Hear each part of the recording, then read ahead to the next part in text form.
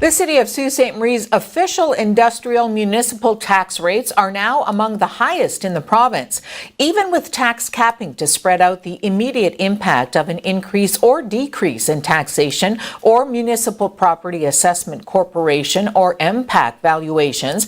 Industrial property owners that On TV spoke to are concerned about the potential negative impact on expansion opportunities and economic diversification.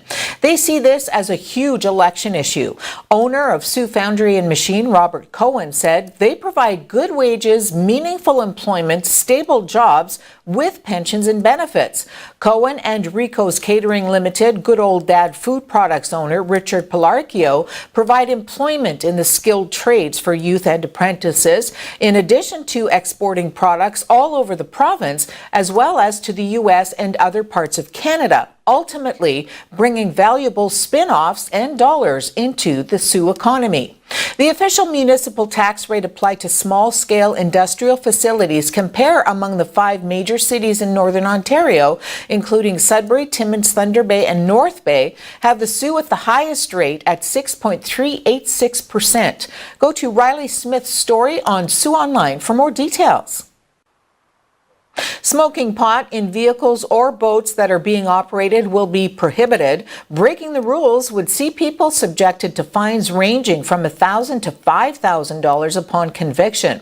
The government announced last month that it would sell recreational cannabis online when it is legalized next month, with private retail stores set to be in place by April next year. Ontario municipalities that want to opt out of hosting pot shops will have until January 22nd, 2019 to do so under the new legislation. The province would also have the ability to set a distance buffer between pot shops and schools. If passed, our legislation will introduce a robust licensing framework that will be overseen by the Alcohol and Gaming Commission of Ontario, the AGCO. This licensing framework would not be capped and would be driven by a formal application process administered by the AGCO. Potential cannabis store operators would be required to apply for both a retail operator license in addition to a retail store authorization for each location they want to operate. Big Brothers Big Sisters of Sault Ste. Marie held their 4th annual Big Bailout fundraiser at O'Sullivan Funeral Home yesterday afternoon.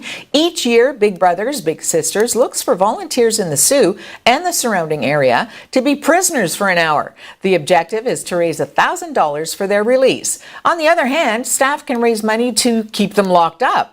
This year, Lisa Damiani and Riley Strachan, staff at O'Sullivan Funeral Home, helped support the cause. Strachan was put away for always being late or barely on time for work, while Damiani's offenses included stealing memory sticks and pens from her co-workers.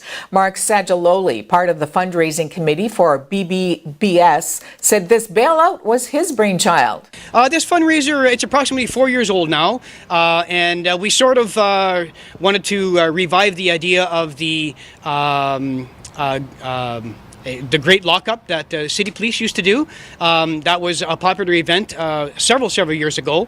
And one afternoon when our fundraising committee sat down to sort of get some ideas together to see how what event we could put together as an agency, we thought that maybe we might try it. Sajaloli said this fundraiser has been quite successful in the last 4 years, raising about $15,000 to $20,000.